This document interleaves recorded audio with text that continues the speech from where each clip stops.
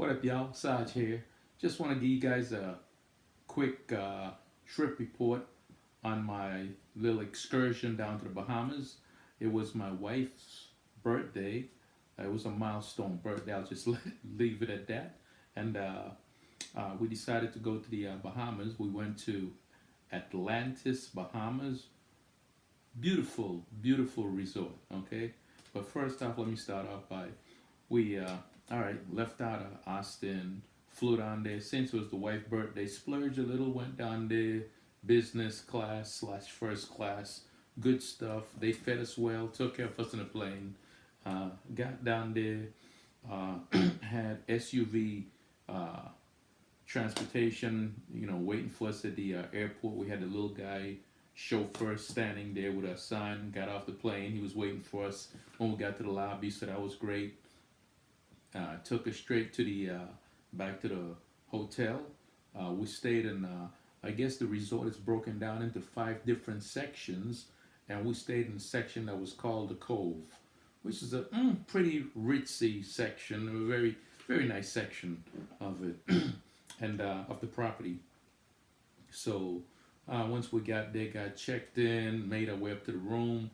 I wish I could post a picture of the view from our room, but I don't know how to edit, so that's a whole nother story. So, you know, unlike most you guys that when you do your trip report, you put in pictures. Hey, Sarge's IT challenge, so there will be no pictures, but I will put the one picture that will be up on this here is the one that you will see of me and the guys, because there was a crew of us from Crap Nation that was down there. Myself, Patty from England, Mark,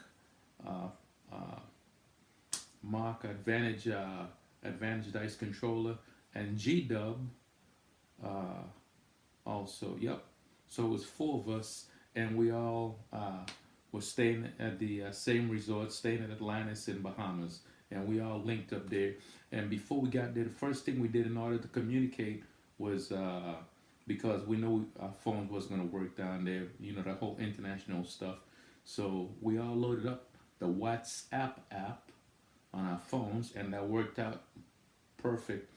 That we was able to text and set up different times, meet times and stuff, and dinner times and so forth. So all right, so once we got there, like I said, me and the wife went up to the room, just got situated. Everybody was still flying in and stuff, and we figure we'll all meet up later on that evening sometime. So it's just all about getting relaxed in the room, getting situated, and then finally, after probably we got in about 3 o'clock. Yeah, about 3, 4 o'clock was in the room chilling. Then about 6, me and the wife decided to go walk the property and go out, go find something to eat. So we made our way around the property, got something to eat, and I think by that time it was probably about 9ish, and this was day one. That was that Monday. We got there on Monday, the 16th, and then we had already planned to meet up at the craps table right about 8ish, 9ish. So went by the crap table, started meeting up with the fellas for the first time. It's kind of hilarious when you talk to people. We see each other online on YouTube, and talk on a daily basis in the Craps Nation chat. But I'll tell you what, it's a special moment when you finally get to meet someone, shake their hand, and just sit down and chat. That was priceless, totally frigging priceless. So got to the table, met up with I think Patty was already on the table. Got to meet Patty and his wife. They was down there, and I think G Dub and Patty was on the table, and then Mark and his wife came in a little bit later on, and I had got on the table also. So first thing I'll say about the tables were fairly semi bouncy on a scale of about 1 to 10. I'll give them about a 6 to 7, because if those dice hit the table just right, they would take off like a rocket and go flying just, you know. So, so the first thing I did was once we got to the table after our little meet and greet and stuff, and we got down to business to throwing some dice. I was trying to figure out my get comfortable in my spot on the table, throwing the chopper, and of course I was playing the table min. I think I was going like 66 across until I figure out not 66 inside until I figure out the table. It was a $15 table. That's another plus. So it wasn't like you had to burn through too much big cash or anything. And so I was playing 66 inside. Got a few rolls in on the first hand. The table was about 8-ish, 9-ish when we met up. The table was full. Table was full. And I think later on in the evening they opened up some more tables. But the table that we was on was filled. Like I said, Market came by and said hi, and then myself, G-Dub, and Patty was on that table along with probably a host of other guests, and there was let's see, I think we were the only dice setters on the table. I think everybody else was just randos, and they had some rolls. Patty threw well. G-Dub threw well. When the dice finally made their way around to me, I think I might have had a 2 or 3 roller in the first hand. Really, again, just trying to feel out the table. After the dice, I think I probably played about 3 hands trying to feel out the table and really couldn't get any traction going. I just couldn't get the chopper to land right. I was trying to, the usual landing zone that I would use, which is about probably 36 inches from the back wall, wasn't working. Moved the dice in a little closer, started getting better results, but then the dice was crashing off the back wall. I was just not in the comfort zone, and was unable to get dialed in initially. And then I think finally probably played a couple hand, didn't, just kind of yo-yoed up and down, didn't win any money, didn't really lose anything. Think I call it a night. Well, the wife was ready to head back to the room. She played some slots for a bit, and then headed back down to the room, got her situated. Then I came back up by myself, and I think Patty was there. G-Dub may have already left and went up. Yeah, I think it was just myself and Patty on the table. And before I got back on it, no, it wasn't that night. No, I did get a couple of decent rolls in with Patty. Patty's a very consistent shooter, let me tell you guys. Very, very, very consistent. I think just damn every time he touched a dice, he probably rolled double digits. Okay, damn near every time. So I was still feeling out the tables. I think I might have had a couple of maybe 7 or 8 rollers, and again, nothing spectacular, just good solid roll. I wasn't betting any serious cash as far as, again, I was sticking to 66 inside. I think at one point I might have went 110 inside, plus up my bets a little, and that was about it. So that was the first night. I think I went down a little. The first night went down kind of not deep, but Patty had a nice roll that kind of brought me right back up just before I left.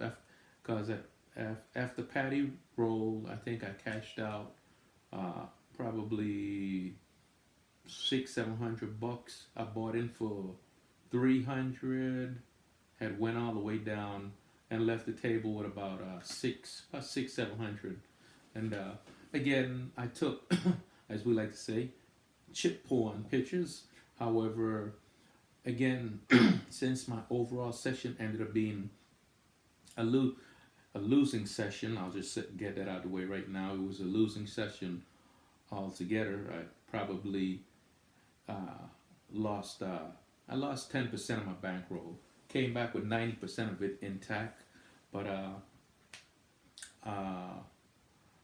the okay, lost my frame of thought. But anyhow, that first night went back to the cave. Oh, the reason I didn't post up the pictures was internet connection was very spotty at times, and I couldn't upload any pictures or anything like that. So I didn't get to upload any check porn. But I have pictures, and like I said, don't feel like it's right to post them up now because it was a losing session, and I don't want it to look like those were my winnings at the time. Those were winning sessions when I left the table, but to post it now would look like overall that I won the day, and I didn't. So I just let enough of that. So anyhow, that was day one. I think I left out of there about 2, 3 in the mornings, and the tables. I think they said it closed the tables. So they start shutting down the tables probably like 1, 2, and the last table still open till about 3. And but by the time I left out of there was about 2 in the morning. I think Patty went up to the room and left me there. I played a bit, then I left and called it a night. The next day, when I went down there to meet up with the guys again, me and my wife got up. Did breakfast at Murray's. That's a nice little joint there. Walked the property a bit. Walked around. Beautiful, just beautiful. It's like you're in dreamland down there. It's just everything is just magnificent times 10. So and you guys see the picture on TV when they show Atlantis, and then they show the guy coming down the slide into the water and all that stuff. It's really like that. I didn't do that shit, just so you know. The temperatures down there were a little bit on the chilly side. All the locals were saying this is extreme cold for the Bahamas right now. They said a cold front had come through, and the temperatures was like they were like in the low 60s about a day before we got there, and we was kind of coming in on the tail end of it. So at night it was getting down into the high 60s, which for any island in the Caribbean is cold. Okay, it's cold. I can tell you, I'm an island boy. I know it's cold. Okay, so anyhow, the next night, the next day after we walked around, me and my wife went down. Let's see, we walked the property. We hit the pool. I think we went to the pool. Yeah, chilled out down to the pool. Beautiful. We went down to the beach. I wanted to swim in the ocean. I put my big toe in that ocean. Freezing cold. The water temps was, again, the water temps was in the 60s. Normally, if the temperature is about 72, water temp is about 72 and up, you probably could get away with doing a little swimming for a bit. Anything in the 60s is just too damn cold. So, no, I didn't mess with it. So we just walked in the beach, then we went back to the pool, and lo and behold, the pool, at least for our location in the hotel, was heated. So it was like stepping into a freaking sauna. The pool, the water had to be like about 85 degrees, maybe 90. Just warm, just perfect, And so we hung out there at the pool. They had all these little cabanas you could chill in, and had a couple of drinks poolside. Of course, we was drinking Bahama Mamas, great stuff, and yeah. So we had dinner reservations that second night at the steakhouse. So me and my wife got all dotted up, came downstairs. You have to catch the bus. There's a bus that runs around the property every 5 minutes. Every 5 minutes you go out to the lobby, there's a bus there. You get on the bus and it'll take you throughout the whole property, because you could walk the property, but it's huge. And my wife wasn't walking nowhere in her heels and all that stuff. So, and most wives won't be walking anywhere. So you're going to be catching a lot of bus if you get down there. Anyhow, we made our way over to the steakhouse. Had our reservations. Excellent steakhouse there. Got in there. The people greeted us, treated us great. The food was excellent. Of course, we both did the steak on lobster, surf and turf. Can't get enough of it. Stuff me with it. Okay. Uh, we had a bottle of wine. Took some pictures. Then I forgot that when I had made the reservations, they normally ask you, is there an occasion? And I forgot to put down it was my wife's birthday. So after we got through eating our meal and all that stuff, you know, all of a sudden we see all these folks kind of gather around like, what the hell's going on? Then they gave my wife the whole happy birthday song treatment. They got their own little special happy birthday, which was cool. You know, she got a kick out of that. I totally forgot that. I was just trying to figure out how the hell they know it's her birthday. Duh.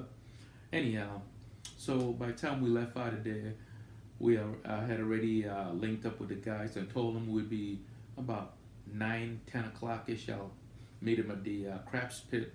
So we got over there, and I think that second night, yeah, we all got on the table.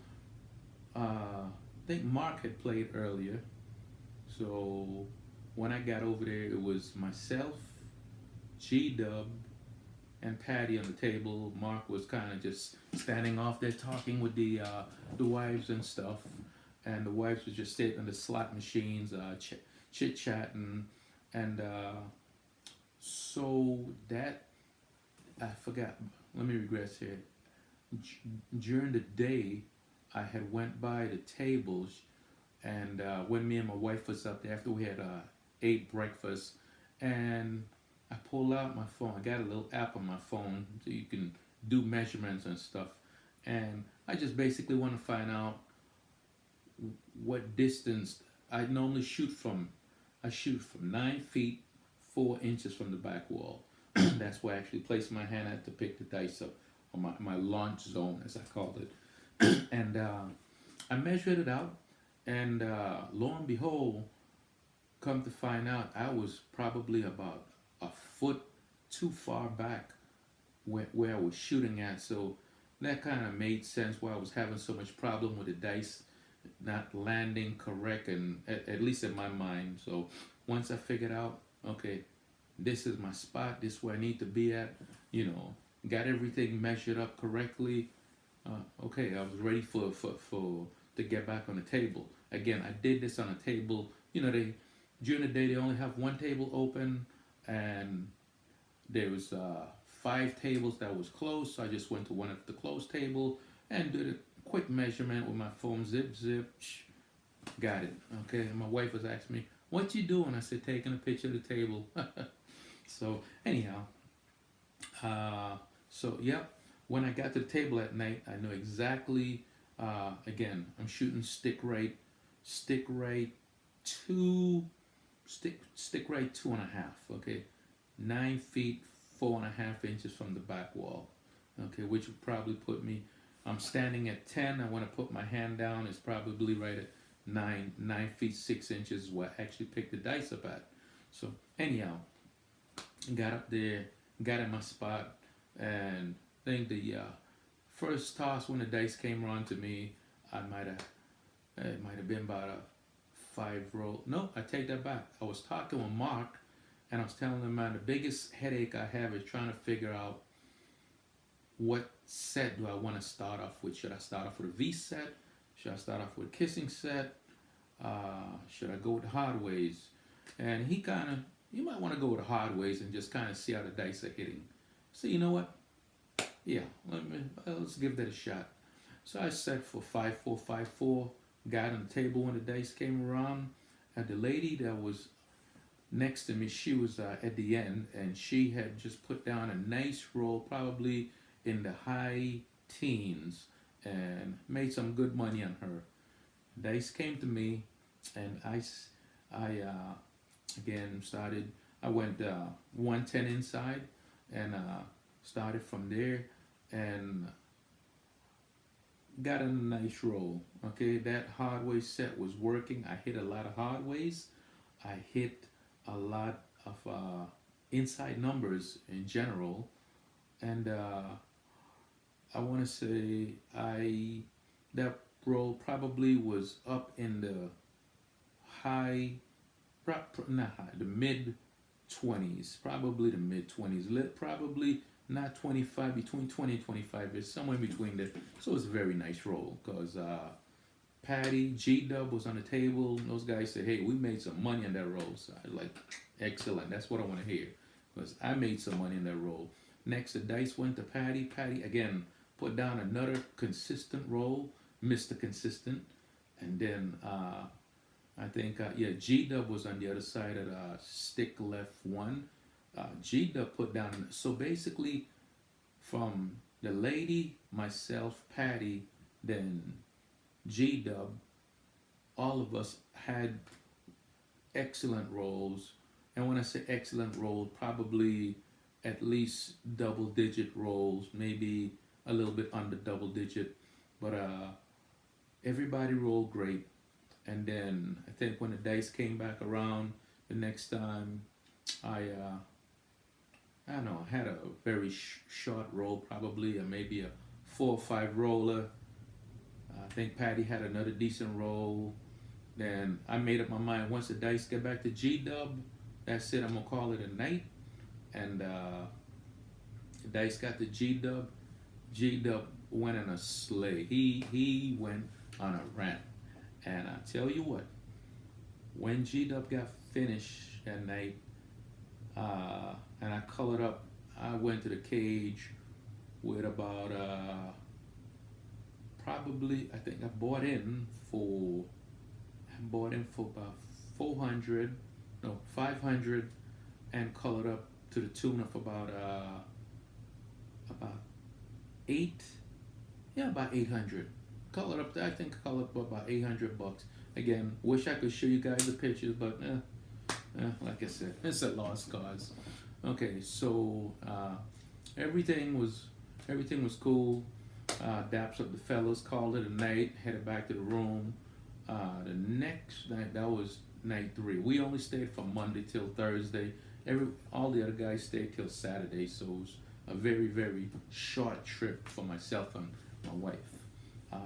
So the next night, now I had a game plan going into this. I already knew that the first 2 nights, Monday and Tuesday, I was gonna kind of go be in that bankroll preservation mode, and then on the 3rd night, since we was gonna be leaving on the 4th day, that's when I planned to go 960 across and just hey, go for broke, okay? Go for broke, go all in, so to speak. And I felt real good after my last session on that table because I was now dialed in. I knew my spot. I knew exactly where I needed to be shooting from. I was in the comfort zone. I was good. And then the fellas WhatsApp me and say, hey, let's go down and check out this other casino off the property called Bahamas. Okay, Bahamas, which is one of the newer resorts down there. Beautiful, beautiful casino. And it was like, okay, yeah, sure, what the hell not? And we'll have dinner down there and everything, which we did. So we all met up later on that evening on the 3rd day and took a taxi from Atlantis downtown to the Bahamas. And once we got there, had dinner, sat down, chit chat, really got to know everyone some more. The wives was all chit chatting. Just a great time, you know. Then it was like, okay, let's go check out the tables. And the wives went outside and they went for a little walk to go see what the property was about. We beeline to the tables. First, we went and got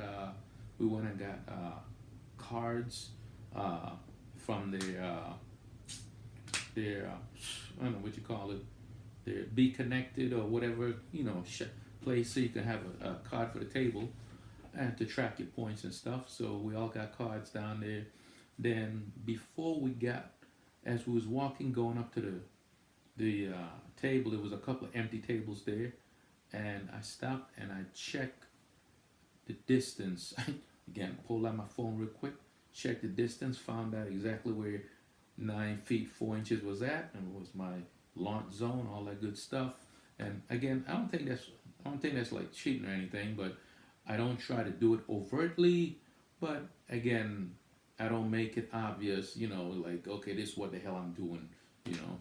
So, but just a quick check of the table. Okay, boom, this one I'm gonna be at. So when we got down to the table, uh, Mark, no, let's see. No, we got down to the table. There was an totally empty table. So all of us walked up to the table. All four of us, me, G, Patty, Mark, walked up to the table, and we all started buying in and stuff. I think I bought him for 500, and it's like, okay, so they was like, Sarge, you gonna go first? I was like, yeah. So yeah, send them dice down here. So they stick man push the dice over, pick them up, get a good grip. Okay, get my chopper grip going, and I release, launch them. I'm like, okay, set the point. Point was 6. Dice came back.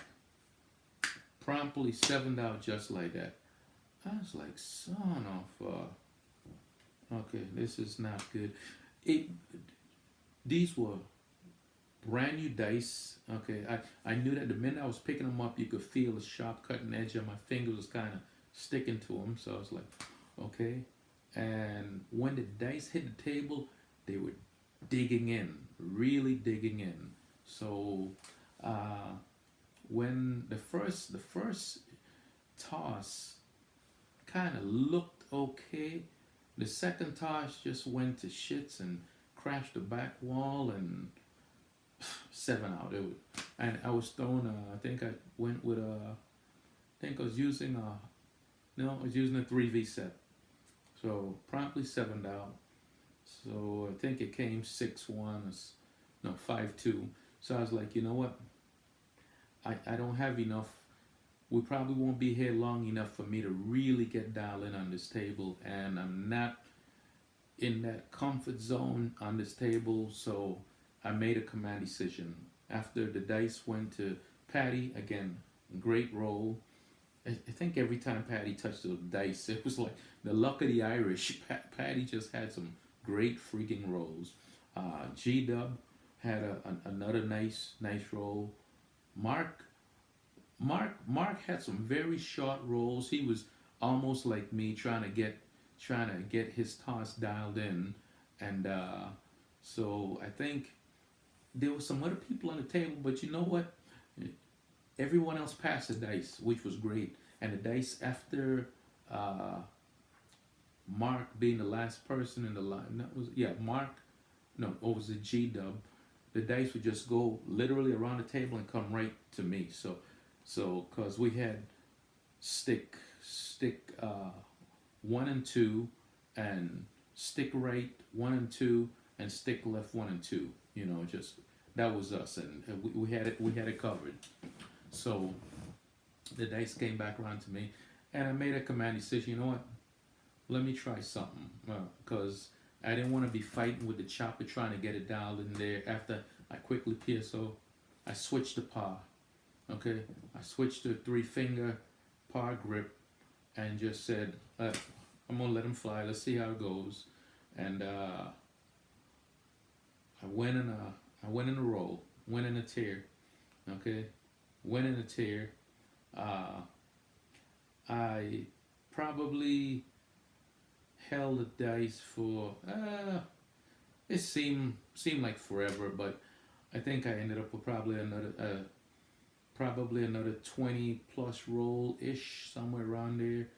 And I know G Dub had his bets pressed up. So did Mark. Said he had basically, his bankroll was almost wiped out for that session, and I brought him right back up. Patty did great, and my bankroll was plussed up very nicely. So off of that hand, again, throwing I used the hard ways as just a, yeah, was it? No, no, I take that back. No, I was using a 3V set. I just figured if I could keep these dice, landing them about 2 inches from the back wall, I shouldn't have any headache. And I was dropping them in right there. They were just hitting the back wall and dying right at the base of the back wall. I had had lots of hard ways, hit lots of hard ways, and killed the inside numbers. I'm sure if they had ATS on the table, probably would have got ATS too. But there was no ATS. There was no fire bets. There was no other bonus bets. So anyhow, the dice after my roll, like I said, probably low 20s, if that, high teens, low 20s, somewhere around there. But okay, here was the fun part about during my roll. There was two two old fellas, two elderly gentlemen, let's just say, and they was betting, putting 3,500 on the don't pass, both of them.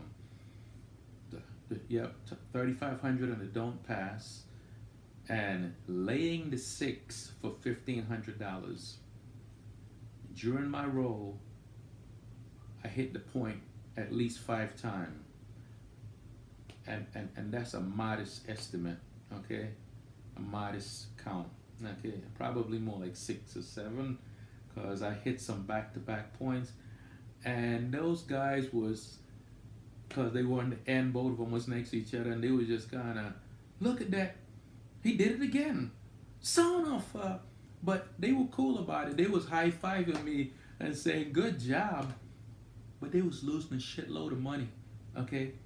And, then I think finally after I finally sevened out, the guy, walked up to me. He said, you cost me a shitload, right? I was like, hey, you should have been betting with me, He's like, yeah, I know, I'm just giving you shit. But he did great. They were great sports. They were great sports, and then they commenced to sticking with their same strategy, betting the don't pass at 3,500 a shot, and laying the six. The dice went to Patty. Guess what? Same results. Patty must have had at least a nice 10 or 12 roll hand right after me, and hit the point at least once or twice, and those guys got crushed some more. Like Patty was just rubbing it in. Then I think it went to Mark. Mark had a very short roll. Then it went to G Dub. G Dub had another nice roll. Didn't hit any points, so it worked out in their favor. Came back to me.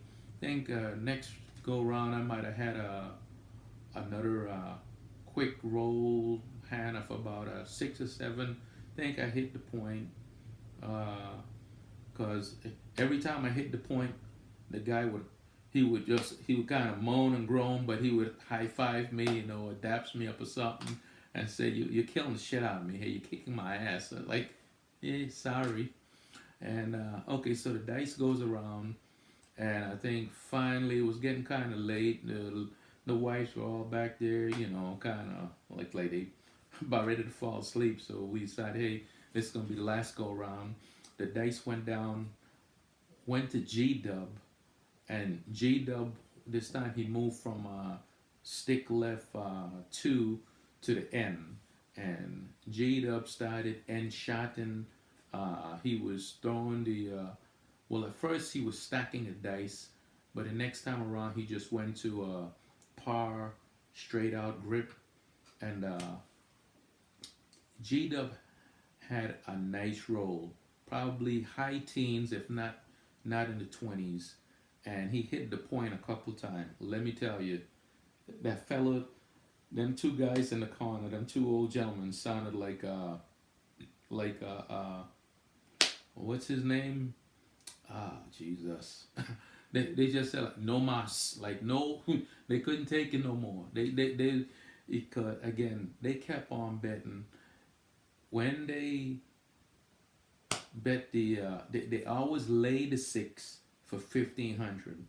Matter of fact, at one point I remember distinctly during my roll, after the guy went to the cage, he must have came back with a mark or something. Came back with about 5,000 cash in the middle of my roll. I think I might have had just hit a point then, and he just kind of threw it on the table, and money scattered all over.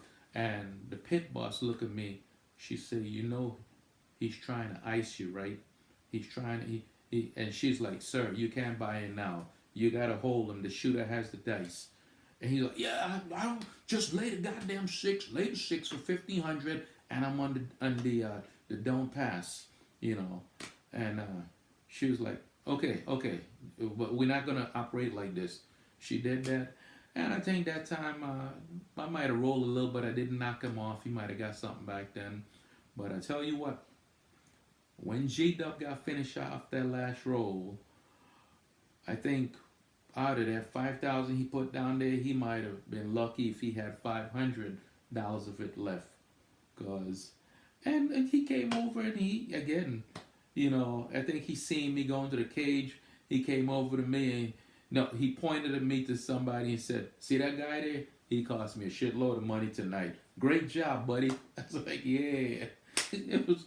He took it in stride. Good dude. So anyhow, we made our way. After that, we all colored up. I think I colored up to the tune of about $1,500. I bought it for 1,500. I mean, bought him for 500. Colored up with 1,000. When all was said and done, and made my way back up out of there, I ended up being down for the trip $500. Okay, so that was 10% of my bankroll, and it's like okay, but so I really never got to. If you guys watch me enough, I normally like betting 960 across. I didn't get to do much of that. Most of my betting always started from maybe 110 across, and then as the if the roll went on, then I would place the 4 and 10, and then have everything covered, then start pressing up from there. But my idea has always been three hits and down at 960, which is what I had planned to do on that last night. Had we got back on the regular table that I got dialed in on up at Atlantis, but we was playing at a new casino. I know it's hard to. It's like being in Vegas and going, well, let's just stay at this one casino because you're dialed in there when you can go to a whole bunch of casinos and do things. I know, but I felt, like I was dialing up the road, and I didn't really want to invest too much time into trying to get dialed in down there, and with the possibility of probably giving back, a nice little profit or going in the hole. So, anyhow, all that being said, we got back. We left out of the Bahama, got a taxi back up, went back up to Atlantis, said our goodbyes. We was flying out that Thursday morning. Everyone else was still gonna be there for a couple days, and I left the fellas, and me and the wife went down to the room. Now, I was salivating to, get the wife situated in the room like I normally like to do, and then say, "All right, I'm gonna sneak down here for a bit." But she was like, "Well, we need to do our packing and blah blah blah blah blah." I was like, "Okay, you know what? All right, let's just not go there. I'm gonna chill tonight and just call it par for the course." So I never made it back down to the casino like I wanted to. If I did, you can rest assured I was going all in 960 across, so to speak. When I say all in 960 across for a couple of hits, and I think I'm gonna say I felt like I was gonna do okay, but you know, who knows? I could have also give back, give them the everything that I had there. So no profit was made, but again, all things being equal, losing 10% of your total bankroll for a quick trip to the Bahamas wasn't too bad. Wasn't too bad. But I believe I could have come out on the plus side had I got back on that same table. Cause once again I had got my chopper dialed in on that table, knew my spot, knew where exactly to land the dice, everything. Man, I was laying him down like a Persian rug cage. I was laying him down like I sure enough was like two flat tires, but never got a chance to get back on the table. So, like I said, next morning we came down, checked out a hotel. SUV that picked us up at the airport was supposed to be the same guy picking us up to take us back to the airport. I don't know what the hell happened to him. We came downstairs. He was supposed to be there at 10:30. Our flight wasn't leaving till 1:30.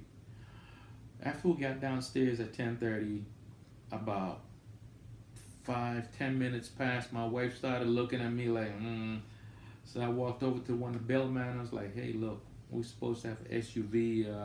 He checked around with a couple of guys in the parking lot. He's like, "Your guy isn't here yet, but I'll call him."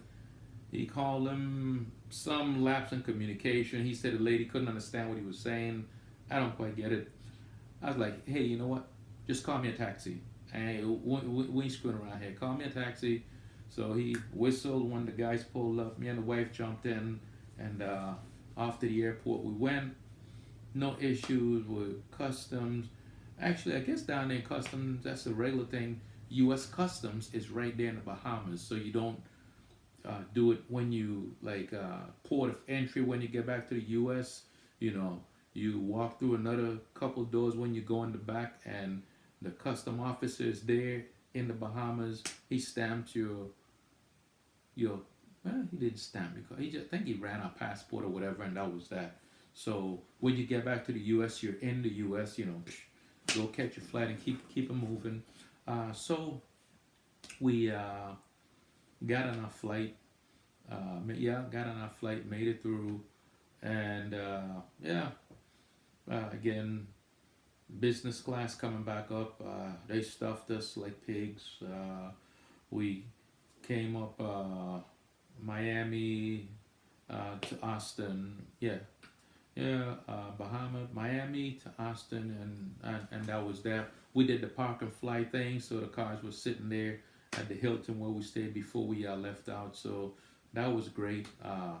We just took the Hilton van back to the hotel, and right where we had left the car, and put the code in. It cost like $50 for the parking. Yeah, that wasn't bad. So all that being said, guys, let me tell you, Bahamas trip was epic. My wife enjoyed every part of it. She enjoyed the camaraderie of meeting the wives. So I'm hoping this could be a start of something. You know, this is the beginning of something great, because you know, the wife got out there and kind of, she always heard me talking about Craps Nation and all these different people, and now she finally was able to meet them, and more importantly for her, meet the wives, and form that bond with them. Her and Patty wife got to hang out quite a bit. She was hanging with Mark's wife, and everybody got along. Everybody got along real well. We had a great time. Okay, so all that being said, I am looking forward to doing next excursion. I've seen Ed has something he's putting together for. I guess right now it's looking like it's Biloxi. I think Biloxi might have won out the vote. So I think I will definitely be keeping my ear to the ground and listening up for what's to come of that. But I think I'm definitely going to be in on that one. And who knows? Maybe I might be able to convince the wife to make a Vegas run here before then, so, but until then, uh, stay tuned. Let's see where it goes. Until then, we'll be doing our usual chalk talk run up the road here and to our local casino until we decide to do another major excursion and branch out there and go kick it with the fellas. So, hey, that's been my Bahama trip report. Hope you enjoyed it. It was fun. Had a blast kicking it with the Craps Nation crew. Finally, being able to make a meet was, again, going out there making money is great, but getting to establish friendship with great people, great friends, priceless. Okay, just priceless. So, all right, we're gonna shut it down here. Take care, my peeps. It's been a Sarge getting it in. Sarge out.